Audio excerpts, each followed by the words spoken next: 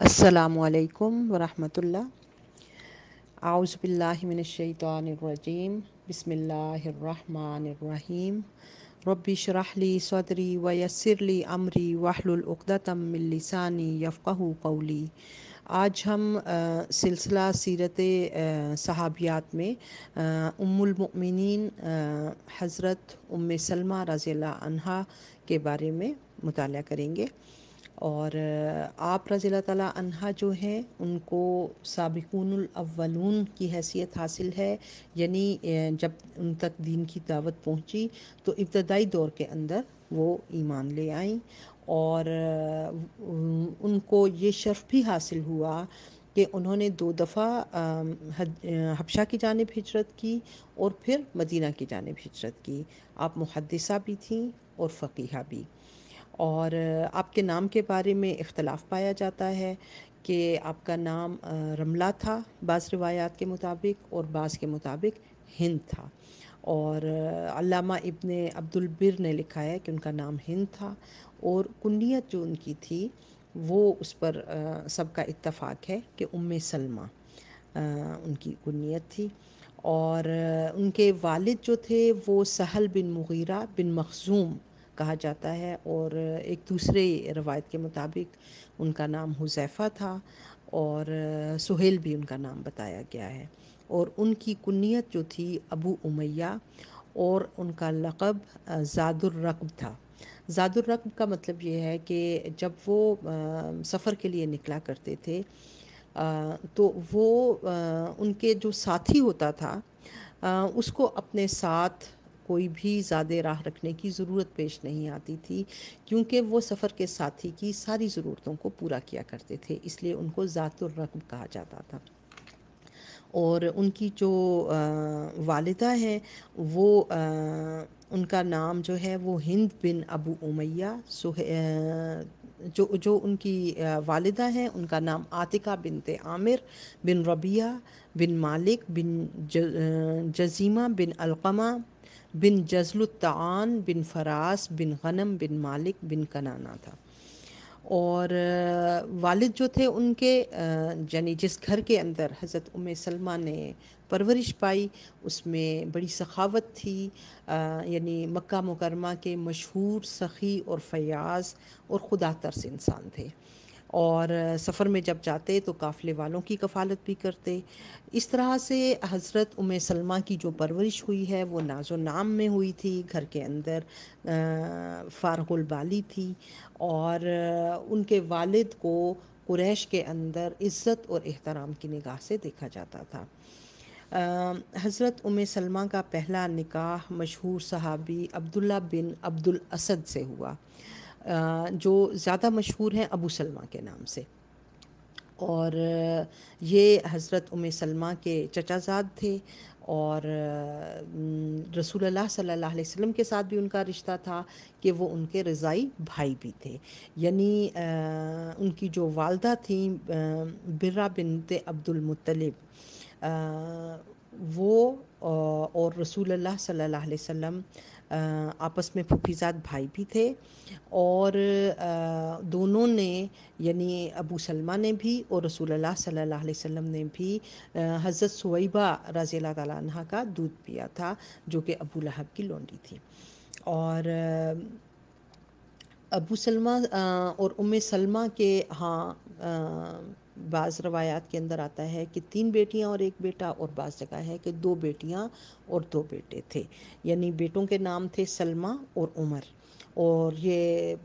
حضرت ام سلمہ کی حیات تک یہ زندہ تھے، اور جو بیٹیاں تھیں وہ درہ اور زینب تھیں، اور جو زینب تھیں یعنی تھے تو یہ چاروں ربیب تھے، نبی صلی اللہ علیہ وسلم کے ہاں انہوں نے پرورش پائی، لیکن حضرت زینب سے نبی صلی اللہ علیہ وسلم کو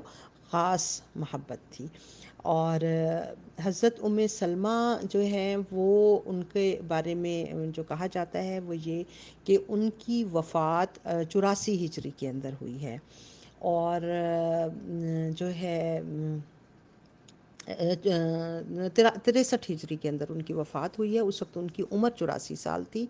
اور اس طرح سے آپ کی پیدائش بعثت نبوی سے 9 سال پہلے کی بنتی ہے.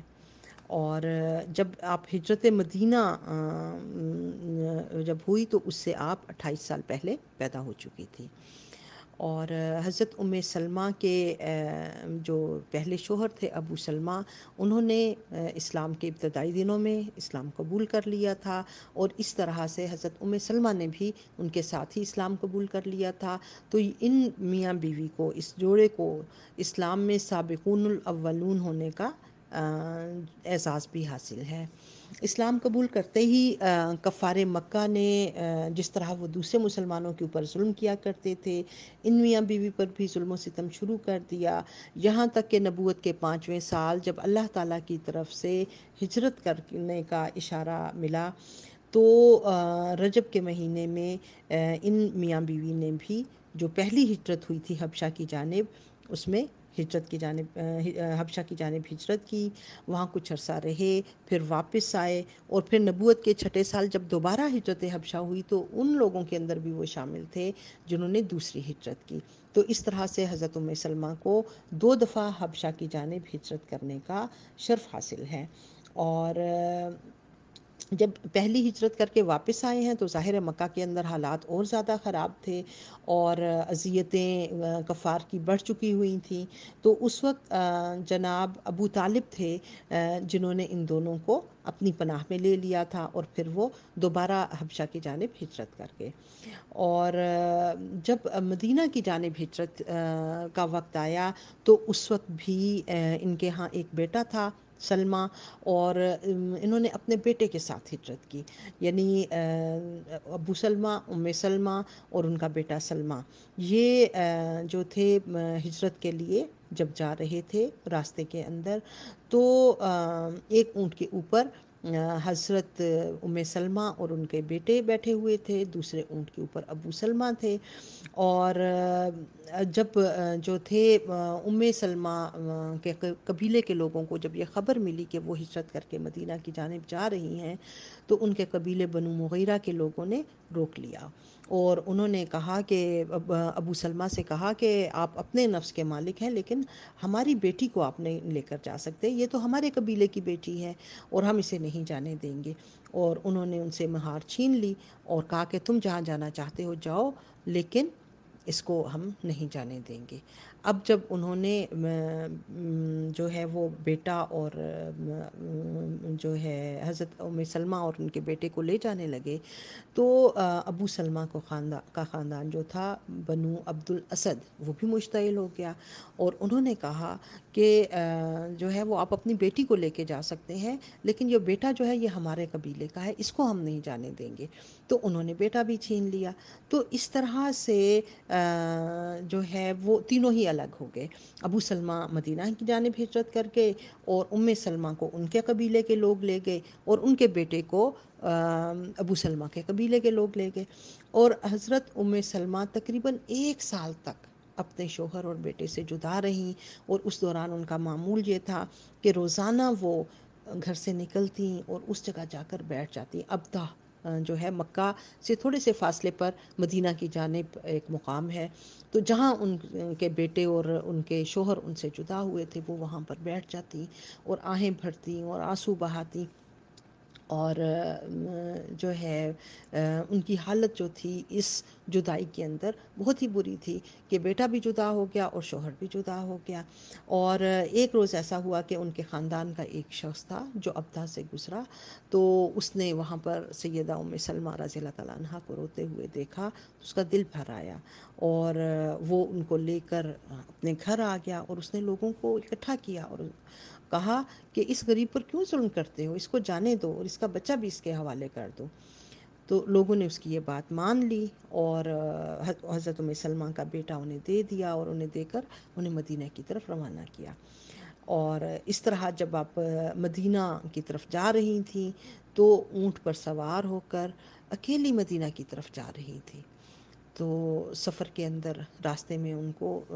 اچانک جو ہے وہ مکہ کے کلید بردار عثمان بن طلحہ مل گئے۔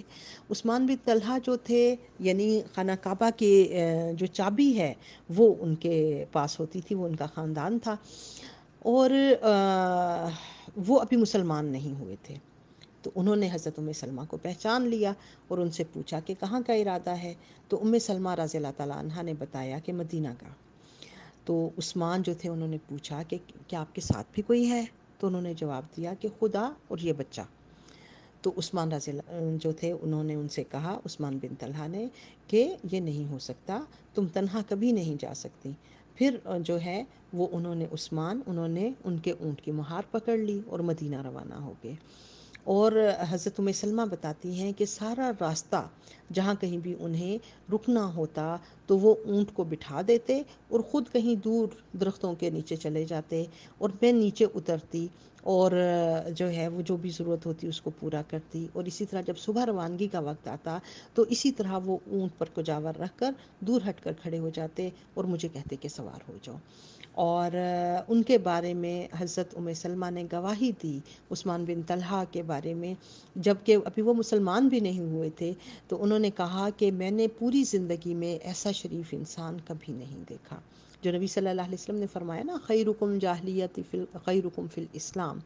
کہ جو جاہلیت میں تم میں بہتر ہیں وہی اسلام میں تم سے بہتر ہیں۔ تو یہ جاہلیت کے اندر بھی عثمان بن طلحہ کے اندر یہ حیا اور یہ شرافت پائی جاتی تھی کہ ایک عورت اور بچے کے ساتھ تنہا لے کر ان کا، یعنی ایک تو ان کو تنہا نہیں جانے دیا، ان کے اونٹ کی مہار پکڑ لی، ان کی مدد کی، اور پھر شرافت کا کتنی مظاہرہ کیا کہ بالکل، یعنی وہ جب نیچے اترتی تو وہ پہلے ہی دور چلے جاتے، اور یعنی ان کی یہ گواہی کہ میں نے پوری زندگی میں ایسا شریف انسان کبھی نہیں دیکھا۔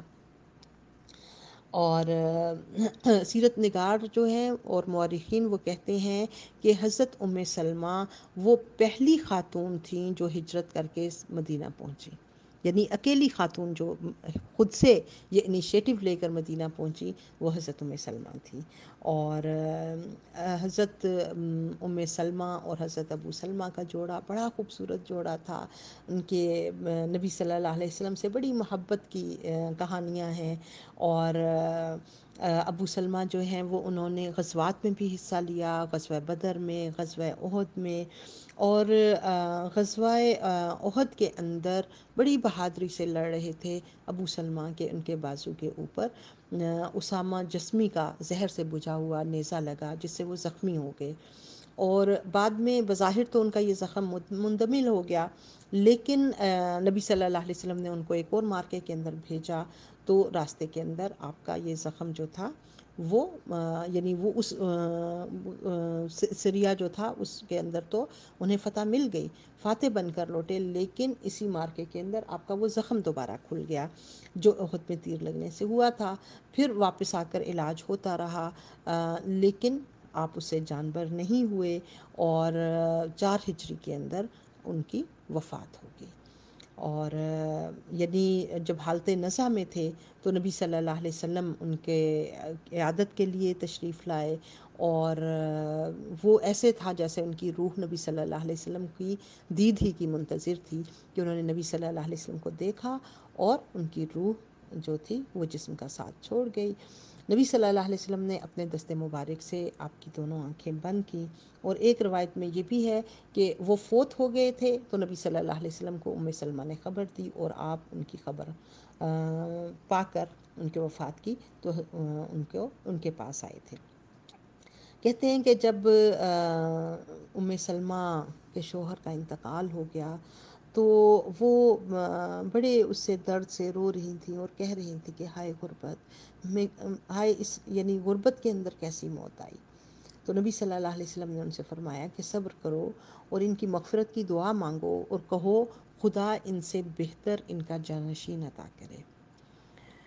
تو ام سلمہ جو ہے وہ اس وقت ان کے تصور میں بھی نہیں تھا کہ ابو سلمہ سے بہتر جانشین انہیں کون مل سکتا ہے۔ نبی صلی اللہ علیہ وسلم نے جب ابو سلمہ کا جنازہ پڑھایا تو آپ نے 9 تکبیریں کہی، ویسے تو جنازے میں 6 تکبیریں ہوتی ہیں یا 4 تکبیریں ہوتی ہیں، تو انہوں نے 9 تکبیریں پڑھائیں۔ تو نبی صلی اللہ علیہ وسلم کو صحابہ نے پوچھا بعد میں کہ کہیں آپ سے سہو تو نہیں ہو گیا؟ تو آپ نے فرمایا کہ نہیں، یہ تو ہزاروں تکبیروں کے مستحق تھے۔ حضرت ام سلمہ جو ہیں ابو سلمہ جو تھے وفات کے موقع پر انہوں نے دعا بھی مانگی تھی، یعنی اللہ تعالیٰ سے دعا کی تھی نزا کی کیفیت کے اندر کہ اے اللہ میرے بعد میرے اہل خانہ کو میرا نعم البدل عطا کرنا، اور یہ دعا بھی کی تھی کہ اے اللہ میرے بعد ام سلمہ کو ایسا خاوند عطا کرنا جو مجھ سے بہتر ہو اور جو اسے کوئی غم نہ دے اور نہ ہی کوئی تکلیف۔ جب ابو سلمہ کی وفات ہو گئی اور ام سلمہ رضی اللہ تعالیٰ عنہ کی عدت پوری ہو گئی تو ان کو سب سے پہلے حضرت ابو بکر صدیق نے نکاح کا پیغام بھیجا، انہوں نے اس کا انکار کر دیا۔ پھر حضرت عمر فاروق رضی اللہ تعالیٰ عنہ نے نکاح کا پیغام بھیجا تو انہوں نے بھی انکار کر دیا۔ پھر نبی صلی اللہ علیہ وسلم نے ان کو نکاح کا پیغام بھیجا، اور اس بارے میں اختلاف ہے کہ وہ پیغام یا تو عمر بن خطاب کے ذریعے سے بھیجا گیا یا حاطب بن ابی بلتہ رضی اللہ تعالیٰ عنہ کے حوالے سے، کہ وہ پیغام جو ہے وہ لے کر گئے۔ جب ام سلمہ کو نبی صلی اللہ علیہ وسلم کے نکاح کا پیغام بھیجا گیا تو آپ نے فرمایا کہ میری اس سے زیادہ خوش قسمتی کیا ہو سکتی ہے، لیکن میری چند عذرات ہیں۔ ایک یہ کہ میں سخت غیور ہوں، یعنی مجھے غصہ جلدی آ جاتا ہے۔ دوسرا یہ کہ میں عیالدار ہوں، یعنی 4 بچے بھی ہیں۔ تیسرے یہ کہ یہاں پر میرا کوئی ولی نہیں ہے جو میرا نکاح کرے، یا بعض روایات کے اندر آتا ہے کہ تیسری بات یہ تھی کہ میں سن رسیدہ یعنی بوڑھی ہوں، میری عمر گزر گئی ہوئی ہے۔ تو نبی صلی اللہ علیہ وسلم نے ان کے ان تینوں عذرات کے جواب میں فرمایا کہ جہاں تک تیرے غصے کا تعلق ہے میں دعا کروں گا تیرا غصہ جاتا رہے، جہاں تک تیرے عمر رسیدہ ہونے کا تعلق ہے میں بھی تیری طرح عمر رسیدہ ہوں۔ رہی بات اولاد کے زیادہ ہونے کی تو میں نے اسی لیے یہ پیشکش کی ہے تاکہ بچوں کی کفالت اپنے ذمہ لے کر تیرا ہاتھ بٹایا جائے۔ اس طرح سے یہ مبارک شادی شوال 4 ہجری میں ہوئی، اور نبی صلی اللہ علیہ وسلم ان کو جو ہے وہ لے کر گئے حضرت زینب بنت خزیمہ کے حجرے کے اندر، کیونکہ اس سے پہلے حضرت زینب بنت خزیمہ سے نبی صلی اللہ علیہ وسلم کا نکاح ہو چکا تھا اور ان کی وفات ہو گئی تھی، یعنی وہ جلدی فوت ہو گئی تھی۔ تو وہ اسی حجرے کے اندر نبی صلی اللہ علیہ وسلم حضرت ام سلمہ کو لے گئے اور ان کو چکی، گھڑا، چمڑے کا تکیہ جس میں خرما کی چھال بھری ہوئی تھی یہ عنایت کیا، یعنی یہی وہ سامان تھا جو نبی صلی اللہ علیہ وسلم نے باقی ازواج کو بھی دیا۔ یعنی اس سے پتہ چلتا ہے کہ ایک خاندان اپنی زندگی کس طرح شروع کر سکتا ہے۔ آج ہم جب ایک خاندان شروع کرنے لگتے ہیں تو ہمارے سامنے کتنی چیزیں ہوتی ہیں، یعنی نکاح کرنے کے لیے ہم کہتے ہیں کہ اچھا بھی کوئی اچھا سا بڑا گھر ہو، اچھا کاروبار یا ملازمت ہو، ٹھیک ٹھاک قسم کا جو ہے وہ رہائش کے لوازمات ہوں، تو پھر ہم سمجھتے ہیں کہ اب نکاح کیا جا سکتا ہے۔ اور حضرت ام سلمہ رضی اللہ تعالیٰ عنہ کی زندگی کے اندر ہمیں یہ بات پتہ چلتی ہے،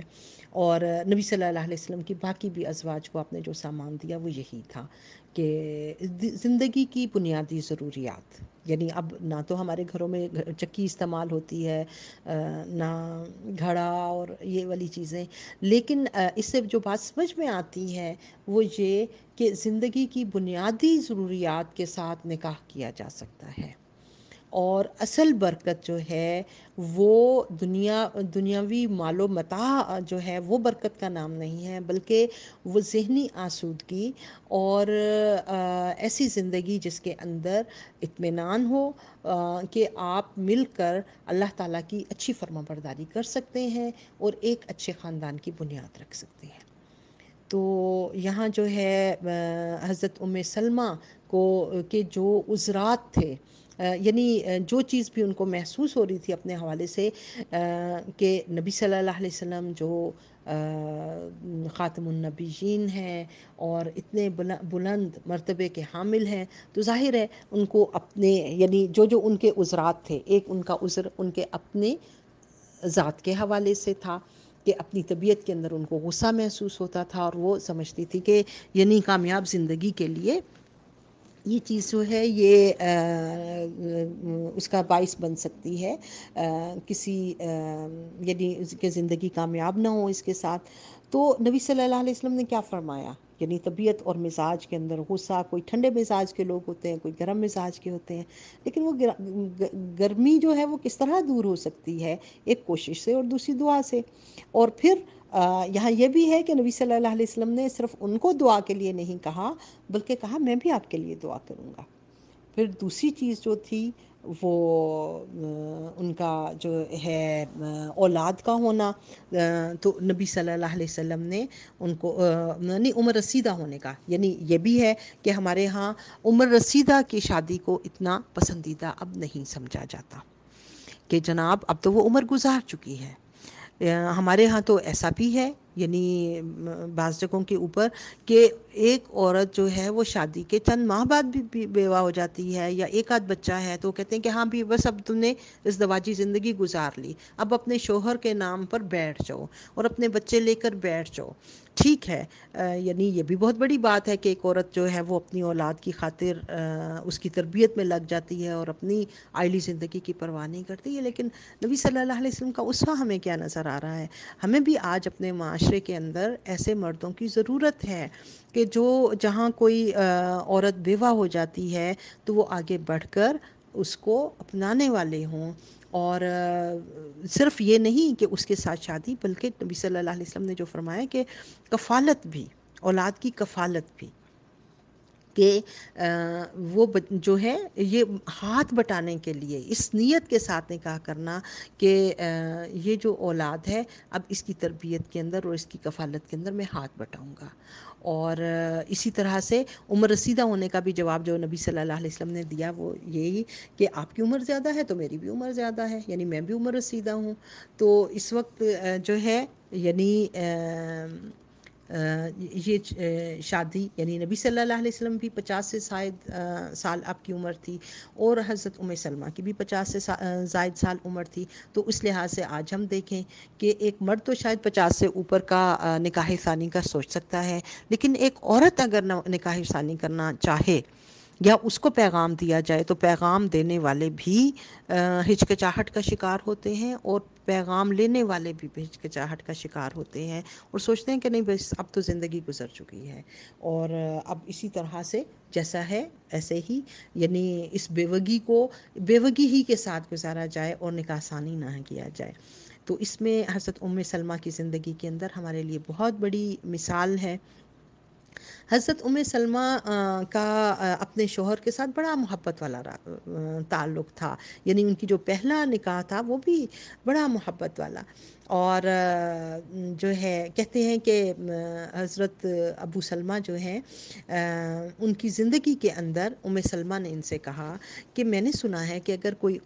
کسی عورت کا شوہر اس کی زندگی میں انتقال کر جائے اور وہ عورت اس کے بعد دوسرا نکاح نہ کرے تو اللہ اسے جنت میں داخل کرتا ہے۔ اسی طرح کسی مرد کی زندگی میں اس کی بیوی فوت ہو جائے اور وہ مرد بھی اس کے بعد دوسرا نکاح نہ کرے تو اللہ تعالیٰ اس کو بھی جنت میں داخل کر دیتا ہے۔ آؤ ہم مل کر عہد کریں کہ ہم میں سے جو پہلے فوت ہو دوسرا اس کے بعد شادی نہ کرے۔ یعنی یہ انہوں نے آپس میں یہ بات سوچی اپنی زندگی کے اندر ہی، جب ابھی موت کے کوئی آثار نہیں تھے اور یہ نہیں پتا تھا کہ پہلے کس کی وفات ہوگی۔ تو حضرت ام سلمہ کی جب بات سنی ابو سلمہ رضی اللہ تعالیٰ عنہ نے، تو انہوں نے فرمایا کیا تم میرا کہنا مانو گی؟ تو حضرت ام سلمہ نے جواب دیا کہ کیوں نہیں، اس سے بڑھ کر میرے لیے کیا سعادت ہو سکتی ہے؟ تو حضرت ابو سلمہ رضی اللہ تعالیٰ عنہ نے ان سے کہا تو سنو، اگر میں پہلے مر جاؤں تو تم میرے بعد ضرور نکاح کر لینا۔ پھر حضرت ابو سلمہ نے اللہ تعالیٰ سے دعا مانگی، اے اللہ اگر میں ام سلمہ کی زندگی میں مر جاؤں تو اسے مجھ سے بہتر جانشین دے۔ اور ان کی دعا جو ہے وہ پھر کس طرح سے قبول ہوئی، یعنی نبی صلی اللہ علیہ وسلم سے ان کا نکاح ہوا۔ اور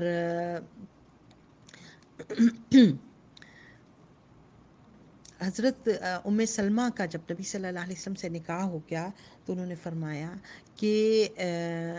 میں کہتی ہوں کہ اللہ تعالیٰ نے محمد صلی اللہ علیہ وسلم کی صورت میں مجھے جو نعم البدل عطا فرمایا ہے وہ ابو سلمہ رضی اللہ عنہ سے ہر لحاظ سے افضل اور بہتر ہے. یعنی وہ جو دعا مانگی تھی ابو سلمہ نے، اللہ تعالیٰ نے اس کو بہترین طریقے سے قبول کر لیا. اور حضرت سلمہ جو تھیں وہ بہت سگھڑ تھیں.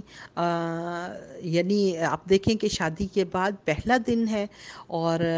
حضرت زینب بنت خزیمہ کے حجرے کے اندر پہنچتے ہی انہوں نے اپنے ہاتھ سے جو پیسے اور اس میں پھر چکنائی ملا کر مالیدہ بنایا اور نبی صلی اللہ علیہ وسلم کو کھلایا. اور نبی صلی اللہ علیہ وسلم کا معمول تھا کہ وہ عصر کے بعد تمام ازواج مطہرات کے حجروں میں جایا کرتے تھے. تو سب سے پہلے حضرت سلمہ کے حجرے میں جاتے تھے اور سب سے آخر میں حضرت عائشہ کے حجرے میں. اور حضرت سلمہ کو ام المساکین بھی کہا جاتا ہے. آپ کے اگر ذاتی خصائل کو دیکھیں تو آپ بہت خوبصورت تھیں، حسن و جمال کا مرقع تھیں، علم و فضل کے اندر ممتاز حیثیت رکھتی تھیں، بہت عقل مند تھیں، دانشور خاتون، انہیں لکھنا پڑھنا بھی آتا تھا اور سوشل ورک، غریبوں اور مساکین کی خبر گیری کرتی تھی. اور ایک اور بات جو سلمہ رضی اللہ تعالیٰ عنہ کی بہت پیاری تھی وہ یہ کہ باقی ازواج کے ساتھ ان کا تعلق بہت پیار اور محبت والا تھا. عمر میں بھی بڑی تھی اور ان کے ساتھ جو ہے وہ بہت اچھے طریقے سے پیش آیا کرتی تھی. اور جب نکاح ہوا تو بہت باحیا تھیں. شادی کے بعد بھی حضور صلی اللہ علیہ وسلم سے بہت شرماتی تھی. اور جب آپ تشریف لاتے تو زینب جو ان کی بیٹی تھی وہ چھوٹی تھی تو ان کو گود میں بٹھا لیتی اور نبی صلی اللہ علیہ وسلم ان کو مصروف دیکھ کر واپس چلے جاتے. پھر حضرت عمار بن یاسر جو کہ ان کے رضائی بھائی تھے یا ماں کی طرف سے بھائی تھے، یعنی ان کو پتہ چلا کہ اس طرح سے حضرت زینب جو سلمہ نبی صلی اللہ علیہ وسلم سے نکاح کے بعد بھی ایک فاصلے سے رہتی ہیں، حیا کرتی ہیں، تو وہ بہت ناراض ہوئے اور انہوں نے حضرت زینب کو اپنے پاس لے گئے کہ یہ جو ہے اس کو میں لے لیتا ہوں. اور پھر جو ہے حضرت سلمہ کی وہ عادت بعد میں کم ہو گئی اور جس طرح باقی ازواج رہتی تھی پھر وہ بھی اسی طرح اطمینان سے رہنے لگی. حضرت سلمہ کے ایک غلام تھے حضرت سفینہ رضی اللہ عنہ، اور انہوں نے نبی صلی اللہ اپنے ان غلام کو اس شرط کے اوپر آزاد کر دیا تھا کہ وہ زندگی بھر رسول اللہ صلی اللہ علیہ وسلم کی خدمت کریں گے. اور اسی طرح سے ایک جب غزوہ تبوک کا موقع تھا تو ایک صحابی تھے ابو لبابہ جو کہ جہاد پر نہیں جا سکے تھے. بعد میں ان کو بہت افسوس ہوا اس بات کے اوپر اور انہوں نے اپنے آپ کو، جب نبی صلی اللہ علیہ وسلم آئے وہاں سے واپس، تو انہوں نے اپنے آپ کو مسجد کے ستون کے ساتھ باندھ لیا تھا اور کہا تھا کہ میں جو ہوں جب تک کہ میری توبہ قبول نہیں ہوتی میں اسی ستون کے ساتھ بندھا ہوا مر جاؤں گا. اور میں جو ہوں اپنے آپ کو، یعنی اتنی بڑی غلطی، ان کو اتنا زیادہ اس بات کے اوپر افسوس ہوا تھا کہ انہوں نے اللہ تعالیٰ کے معاملے میں، یعنی جہاد کے معاملے میں اتنی بڑی تقصیر ان سے کیوں ہو گئی. تو اس طرح سے وہ ستون کے ساتھ بندھے ہوئے تھے. اور جب ان کی توبہ قبول ہوئی تو یہ وہی نبی صلی اللہ علیہ وسلم کو حضرت سلمہ کے حجرے میں نازل ہوئی. اور جب یہ وہی نازل ہوئی تو انہوں نے حضرت سلمہ کو بتایا اور سلمہ نے آواز دے کر حضرت ابو لبابہ کو اس کی اطلاع دی. حضرت سلمہ جو تھیں وہ اپنے زمانے کی خود تو فقیہ تھی ہی، لیکن ان کی جو بیٹی زینب تھی جو ابو سلمہ سے تھی، وہ بھی اپنے وقت کی عورتوں کی فقیہ تھی. اور حضرت سلمہ کا ایک بہت مشہور واقعہ کہ جب گئے تھے عمرہ ادا کرنے کے لیے اور کفار نے مکہ میں داخل نہیں ہونے دیا تھا اور ایک معاہدہ ہوا تھا، صلح حدیبیہ کا معاہدہ. تو جب یہ معاہدہ ہوا حضرت سلمہ بھی ساتھ تھیں. نبی صلی اللہ علیہ وسلم نے جب باہر جا کر لوگوں سے کہا کہ وہ اب قربانیاں کر لیں اور اپنے بال منڈوا لیں تو کوئی بھی لوگ اتنے یعنی غمزدہ تھے اور افسردہ تھے کہ 3 بار نبی صلی اللہ علیہ وسلم نے ان کو حکم دیا، لیکن ان میں سے کوئی شخص بھی نہیں اٹھا، اور آپ صلی اللہ علیہ وسلم اندر حجرے کے اندر آئے اور حضرت سلمہ سے اس بات کا ذکر کیا، اور یعنی شکایت کے انداز کے اندر کہ میں نے 3 مرتبہ کہا لیکن کوئی بھی نہیں اٹھا قربانی کرنے کے لیے۔ تو حضرت سلمہ نے نبی صلی اللہ علیہ وسلم کو ایک صائب مشورہ دیا۔ انہوں نے کہا یا رسول اللہ، یہ صلح مسلمانوں پر بہت شاق گزری ہے، جس کی وجہ سے وہ افسردہ دل ہیں اور تعمیل ارشاد نہیں کر سکے۔ آپ کسی سے کچھ نہ فرمائیں بلکہ باہر نکل کر قربانی کر دیں اور سر منڈوا لیں، یہ خود بخود اتباع کریں گے۔ چنانچہ ایسا ہی ہوا، اور جو ہے یعنی یہ بات جو ہے یعنی ان کا ایسا تدبر ہے کہ نبی صلی اللہ علیہ وسلم نے کے بارے میں بھی یہ بات پتہ چلتی ہے کہ ہمارے ہاں جو ایک عام تصور ہے نا کہ عورتوں سے کون مشورہ لیتا ہے، یا عورتوں کے مشوروں پر چلے آدمی تو وہ کامیاب نہیں ہوتا، تو یہاں یہ بھی پتہ چلتا ہے کہ نبی صلی اللہ علیہ وسلم نے ہمارے سامنے یہ مثال بھی پیش کی کہ ان کو جس نے بھی مشورہ دیا، اور دوسری بات یہ ہے کہ گھر کے اندر آ کر اپنی پریشانی اور اپنی افسردگی یا جو بھی آپ کو پیش آ رہا ہے اس کا حال اپنے گھر کے اندر اپنی بیوی کو بتانا۔ یعنی بعض لوگ اس کو بھی اچھا نہیں جانتے کہ وہ معاملات باہر بہت پریشان ہوں گے لیکن گھر میں ذکر نہیں کریں گے اس کا۔ تو یہاں ہمیں نبی صلی اللہ علیہ وسلم کا یہ اسوہ بھی پتہ چلتا ہے کہ آپ صلی اللہ علیہ وسلم نے اپنی اس پریشانی کا یا جو شکایت ان کو فوری طور پر صحابہ کرام سے ہوئی تھی اس کا ذکر حضرت سلمہ سے کیا، اور حضرت سلمہ نے بھی بس اس کو صرف سن کر نہیں رہ گئی بلکہ ان کو بڑا بہترین مشورہ دیا، اور پھر نبی صلی اللہ علیہ وسلم نے اس مشورے کو مانا اور اس کا نتیجہ بھی نکلا، یعنی فوری نتیجہ بھی نظر آیا کہ نبی صلی اللہ علیہ وسلم نے جب خود اپنی قربانی کر دی اور اپنے بال منڈوا دیے تو پھر باقی صحابہ نے بھی آپ کا اتباع کیا۔ تو اس طرح سے ہمیں حضرت سلمہ کی زندگی کے اندر بہت اچھے سبق جو ہیں وہ مل رہے ہیں۔ اللہ تعالی ہمیں ان کے اتباع کی توفیق عطا فرمائے، اور یہ ہمارے اس کا مطالعے کا پہلا حصہ ہے۔ اگلا اس کا حصہ اور حضرت زینب بنت خزیمہ انشاءاللہ اگلے اس میں ہم کریں گے۔ السلام علیکم۔ السلام علیکم۔ آج ہم حضرت سلمہ رضی اللہ تعالی عنہ کے بارے میں ان کی سیرت کے بارے میں مطالعہ کریں گے، اور یہ اس کا دوسرا حصہ ہے۔ اعوذ باللہ من الشیطان الرجیم، بسم اللہ الرحمن الرحیم۔ ربی شرح لی صدری ویسر لی امری واحلل عقدۃ من لسانی یفقہوا قولی۔ حضرت سلمہ رضی اللہ تعالی عنہا کا ذکر ہم پڑھ رہے تھے، اور جہاں ہم نے بات ختم کی تھی ان کی صائب رائے صلح حدیبیہ کے بعد جو انہوں نے مشورہ نبی صلی اللہ علیہ وسلم کو دیا تھا، اور نبی صلی اللہ علیہ وسلم نے ان کے مشورے کو قبول کیا تھا۔ حضرت سلمہ رضی اللہ تعالی عنہا نبی صلی اللہ علیہ وسلم کے ساتھ کئی غزوات کے اندر شریک ہوئیں، یعنی آپ غزوہ مرسی کے اندر بھی تھیں، غزوہ خیبر میں، غزوہ فتح مکہ کے موقع پر بھی، صلح حدیبیہ کے موقع پر بھی، اور معرکہ طائف اور غزوہ حنین، یعنی یہ سب غزوات تھے جس میں ان کو نبی صلی اللہ علیہ وسلم کے ساتھ جانے کا شرف حاصل ہوا۔ اور حضرت سلمہ رضی اللہ تعالی عنہا نے حضرت جبریل علیہ السلام کو بھی دیکھا تھا، یعنی انہوں نے جب حضرت جبریل علیہ السلام کو دیکھا تو حضرت سلمان فارسی بیان کرتے ہیں کہ مجھے کسی نے بتایا کہ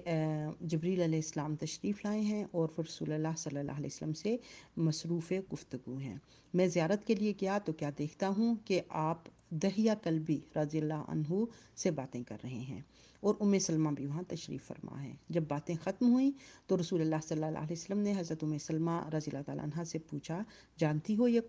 کون ہے؟ آپ نے فرمایا کہ یہ آپ کے جانثار صحابی دحیہ کلبی ہیں۔ تو آپ مسکرائے اور آپ نے فرمایا یہ جبریل علیہ السلام ہیں جو دحیہ کلبی رضی اللہ عنہ کے روپ میں تشریف لائے ہیں۔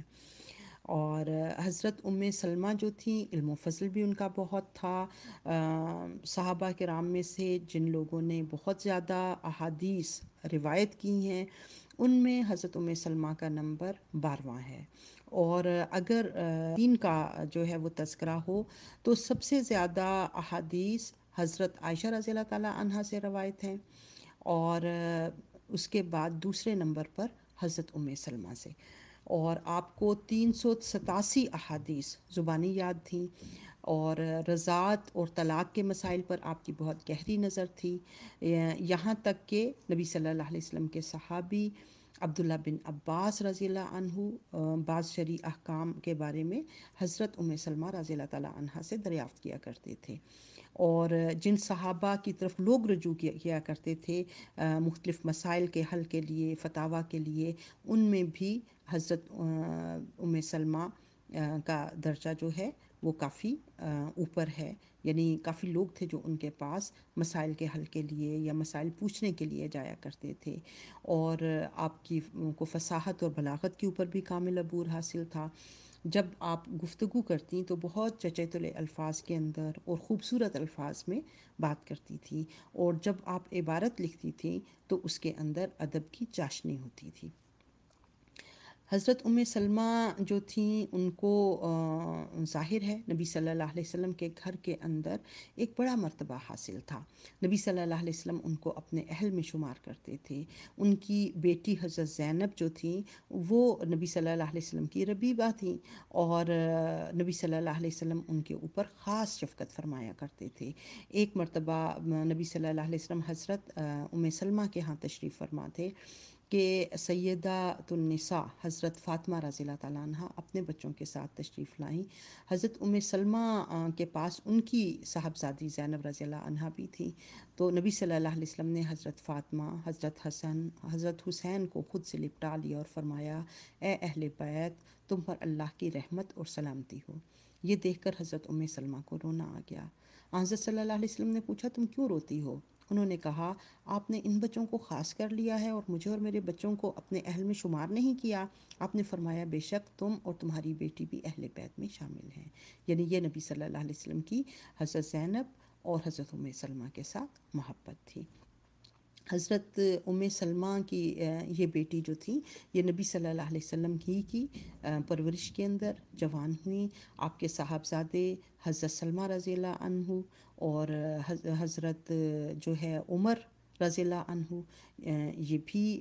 نبی صلی اللہ علیہ وسلم کے گھر میں پرورش پائی، اور حضرت درہ رضی اللہ عنہا نے بھی. یعنی 4 بچے تھے حضرت سلمہ کے جو کہ نبی صلی اللہ علیہ وسلم کے ربیب کہلائے. یعنی ربیب اس بچے کو کہتے ہیں کہ جو کسی کے ہاں بیوی اپنی سابقہ اولاد میں سے لے کر آتی ہے اور وہ وہاں پر پرورش پاتا ہے، وہ ربیب کہلاتا ہے. حضرت سلمہ کو یہ اعزاز بھی حاصل ہے کہ نبی صلی اللہ علیہ وسلم نے اپنے چچا جو حضرت حمزہ تھے احد میں جو شہید ہوئے تھے، ان کی بیٹی امامہ رضی اللہ عنہا کی شادی اپنے اس ربیب حضرت سلمہ رضی اللہ عنہ سے کی تھی. یعنی حضرت سلمہ کے بیٹے سے حضرت امامہ کی شادی ہوئی تھی. اور پھر یہ ہے کہ حضرت سلمہ کا اس وقت بھی ایک کردار نظر آتا ہے جب حضرت عائشہ رضی اللہ تعالیٰ عنہا قتل عثمان کے بعد جنگ جمل کے لیے روانہ ہوئی. ایک تو یہ ہے کہ جب حضرت عثمان رضی اللہ تعالیٰ عنہ کے شہادت کی خبر حضرت سلمہ کو ملی تو انہوں نے بہت رنج کا اظہار کیا، اور انہوں نے کہا کہ یعنی حضرت عثمان کے سامنے لوگوں نے اپنی شکایات رکھیں، اور انہوں نے ان کے اس میں سے جو بھی شکایات قابل قبول تھیں ان کو قبول کیا، اور انہوں نے اس کے اوپر توبہ کی اور اللہ کی طرف رجوع کر لیا. اور جب وہ بالکل سفید کپڑے کی طرح صاف ہو گئے اور اس وقت لوگوں نے ان کو قتل کرنے کا ارادہ کر لیا. یعنی وہ جو میل لوگوں کے دلوں میں پیدا ہوا تھا حضرت عثمان کے حوالے سے کہ یہ اپنے خاندان کو نوازتے ہیں، تو حضرت عثمان کے اس بعد کے عمل کے بعد اور ان کی توبہ اور انابت کے بعد وہ میل بھی دھل گیا تھا. جس کے بعد لوگوں نے حضرت عثمان رضی اللہ تعالیٰ عنہ کو شہید کر دیا، تو حضرت ام سلمہ اس کے اوپر بہت زیادہ غمزدہ ہوئیں۔ پھر حضرت عائشہ رضی اللہ تعالیٰ عنہا جب نکلی ہیں جب لوگوں کے ساتھ اور جنگ جمل ہوئی، تو اس وقت حضرت ام سلمہ نے اس وقت بھی اپنی ذمہ داری سمجھی، اور انہوں نے حضرت عائشہ رضی اللہ تعالیٰ عنہا کو ایک خط لکھا، اور وہ خط جو ہے وہ بھی بہت ہی عمدہ خط ہے، بہت اس کے اندر نصائح ہیں، کہ انہوں نے لکھا کہ اگر رسول اللہ صلی اللہ علیہ وسلم کو علم ہوتا کہ عورتیں جہاد کا بوجھ اٹھائیں گی تو وہ تمہیں اس کی وصیت کر دیتے۔ کیا تمہیں یاد نہیں کہ حضرت صلی اللہ علیہ وسلم نے دین میں غلو سے منع کیا ہے، اور زندگی کے ستون عورتوں کے ذریعے مضبوط نہیں ہوتے، اگر وہ جھکنے لگیں یا ٹوٹ بھی جائیں تو عورتوں کے ذریعے ان کی مرمت نہیں ہو سکتی، عورتوں کا جہاد تو نظریں جھکانا اور دامن سمیٹنا ہے۔ یہ عقد الفرید میں بھی یہ خط جو ہے موجود ہے حضرت ام سلمہ کا، جس کے اندر انہوں نے حضرت عائشہ کو اس بات کے اوپر منع کیا کہ وہ جہاد کے لیے نہ نکلیں، کہ یہ عورتوں کی ذمہ داری نہیں ہے۔ اور نبی صلی اللہ علیہ وسلم نے تو امہات المومنین کو جس بات کی تلقین کی تھی کہ وہ ان کے بعد گھروں میں رہیں اور گھروں سے باہر نہ نکلیں، اور جنگ جمل کے بعد حضرت عائشہ کو بھی اپنی غلطی کا احساس ہو گیا تھا، اور وہ بہت زیادہ رویا کرتی تھیں، اتنا روتی تھیں کہ ان کا دوپٹہ بھیگ جایا کرتا تھا۔ تو ہمیں یہ پتہ چلتا ہے کہ حضرت ام سلمہ نے اس وقت بھی بروقت اپنا کردار ادا کرنے کی کوشش کی تھی۔ اور حضرت ام سلمہ نبی صلی اللہ علیہ وسلم کی زندگی میں بھی سادگی کے ساتھ رہیں۔ حضرت زینب بنت خزیمہ کا وہ حجرہ جو ان کے لیے بنایا گیا تھا، حضرت ام سلمہ اس کے اندر رہیں، اور نبی صلی اللہ علیہ وسلم کے دنیا سے جانے کے بعد وہ حجرہ جو تھا وہ کچی اینٹوں سے بنا ہوا، کھجور کی شاخوں سے چھت اس کی تیار کی ہوئی، اور دروازے پر اس کا جو ہے وہ ٹاٹ ہوتا تھا، اور وہی حجرہ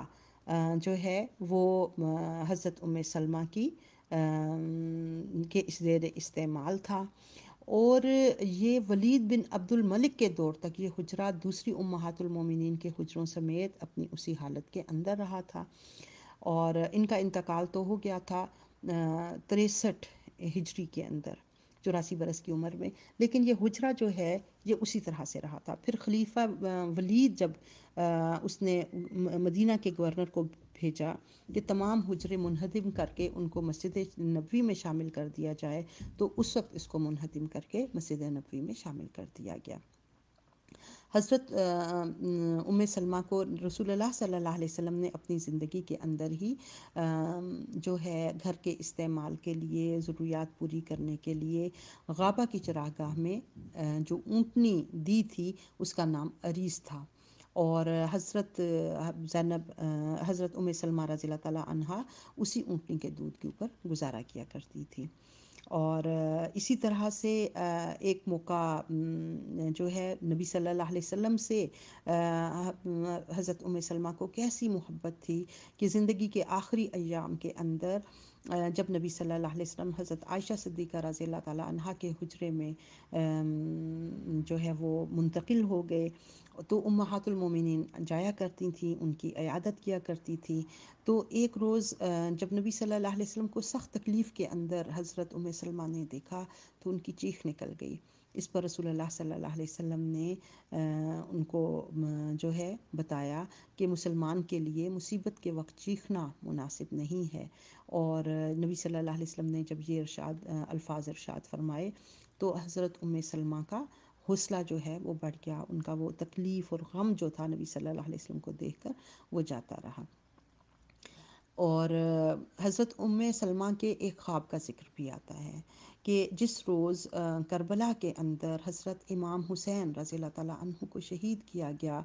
تو حضرت ام سلمہ نے رسول اللہ صلی اللہ علیہ وسلم کو عین اس وقت خواب کے اندر دیکھا، اور دیکھا کہ نبی صلی اللہ علیہ وسلم تشریف لائے ہیں، اور آپ کے سر اور آپ کے ریش مبارک یعنی آپ کے جو بال ہیں وہ غبار آلود ہیں، اور آپ صلی اللہ علیہ وسلم نہایت غمگین اور پریشان ہیں۔ حضرت ام سلمہ نے خواب میں ان سے پوچھا، یا رسول اللہ یہ کیا حال ہے؟ تو آپ صلی اللہ علیہ وسلم نے فرمایا کہ حسین کے مقتل سے آ رہا ہوں۔ حضرت ام سلمہ کی کہتے ہیں کہ اسی وقت آنکھ کھل گئی اور وہ بے اختیار ہو کر زارو قطار رونے لگیں اور بلند آواز میں فرمایا عراقیوں نے حسین کو قتل کر دیا، اللہ انہیں قتل کرے، انہوں نے حسین سے دغا کیا، اللہ ان پر لعنت کرے۔ حضرت ام سلمہ جو تھیں وہ نہایت سخی اور فیاض تھیں، ضرورت مندوں، مسکینوں اور سائلوں کی حاجت روائی کیا کرتی تھی، اور ہر وقت ان کے پاس لوگ آتے تھے اور وہ ان کی ضروریات پوری کیا کرتی تھی۔ حضرت عمر فاروق رضی اللہ تعالیٰ عنہ نے اپنے زمانہ خلافت کے اندر تمام ازواج مطہرات کا جو ہے وہ وظیفہ مقرر کر دیا تھا،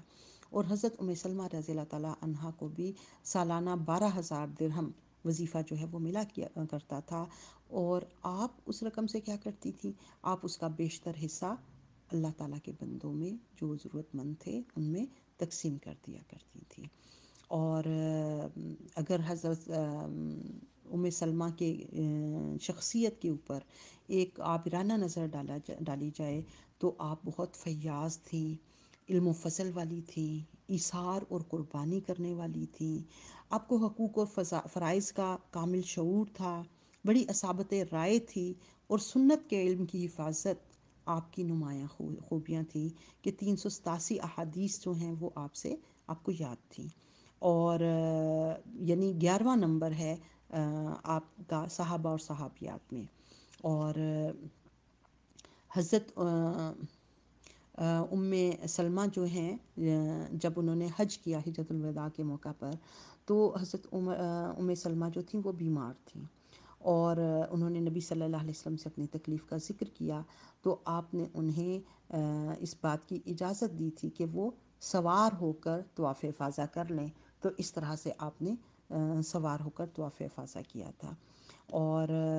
حضرت ام سلمہ کی ایک اور خصوصیت کہ وہ قرآن کی تلاوت رسول اللہ صلی اللہ علیہ وسلم کے انداز میں کیا کرتی تھی، اور بہت عبادت گزار تھیں، متقی تھیں، ہر مہینے 3 دن روزہ رکھا کرتی تھی۔ اور حضرت ام سلمہ جو تھی 63 ہجری کے اندر 84 سال کی عمر پا کر انہوں نے وفات پائی، اور واقدی کے بقول 5 ہجری میں، یہ درست نہیں لکھا ہوا، سال صحیح نہیں لکھا ہوا، کہ بعض کے مطابق 61 ہجری میں امیر معاویہ کی وفات سے 1 سال قبل انتقال ہوا، اور بعض کی رائے میں یزید بن معاویہ کے دور میں ان کا انتقال ہوا۔ اور حضرت ام سلمہ کی نماز جنازہ حضرت ابو ہریرہ رضی اللہ تعالیٰ عنہ نے پڑھائی، آپ کو جنت البقیع میں دفن کیا گیا، اور قبر کے اندر یعنی ان کی جو لحد تھی اس میں ان کے بیٹوں سلمہ اور عمر رضی اللہ عنہما نے انہیں لحد میں اتارا۔ اور حضرت ام سلمہ ترتیب کے اعتبار سے، زمانی ترتیب کے اعتبار سے امہات المومنین میں سب سے آخر میں انتقال کرنے والی ام المومنین ہیں، اور یعنی نبی صلی اللہ علیہ وسلم کے بعد سب سے زیادہ جو زندہ رہیں وہ حضرت ام سلمہ تھیں، ایک خوبصورت سی خاتون اور بہت اعلیٰ شخصیت کی۔ اگر ان کے یعنی جسمانی خد و خال کو دیکھیں تو وہ اچھا رنگ اور اچھا جسم اور گھنے بال، اور اگر ان کے علم و فضل کو دیکھیں، ان کی نیکی اور ان کے تقوی کو دیکھیں تو اس کے اندر بھی باکمال خاتون تھی۔ تو اللہ تعالیٰ ہمیں ان کے جو ہے وہ اسوا کے اوپر چلنے کی توفیق دے، اللہ تعالیٰ ہمیں ویسی ہی دین سے محبت دے، دین کی سمجھ بوجھ دے، دین کو پھیلانے کا جذبہ دے۔ اللہ تعالیٰ ہمیں جو مال اس نے دیا ہے، جس طرح حضرت ام سلمہ کے بارے میں ہے کہ وہ اپنا مال غریبوں، مسکینوں اور ضرورت مندوں کے اوپر خوشی سے خرچ کیا کرتی تھی، لوگ ان کے گھر کی طرف رجوع کرتے تھے۔ تو ہم بھی اپنے ارد گرد دیکھیں کہ کون ضرورت مند ہیں اور ہم ان کی کیا اور کیسے مدد کر سکتے ہیں۔ تو یہاں پر حضرت ام سلمہ رضی اللہ تعالیٰ عنہا کا تذکرہ ختم ہوتا ہے۔ اللہ تعالیٰ ہمیں ان کے اسوہ کو اپنی زندگی کے اندر مثال بنا کر اس پر عمل کرنے کی توفیق عطا فرمائے۔ السلام علیکم۔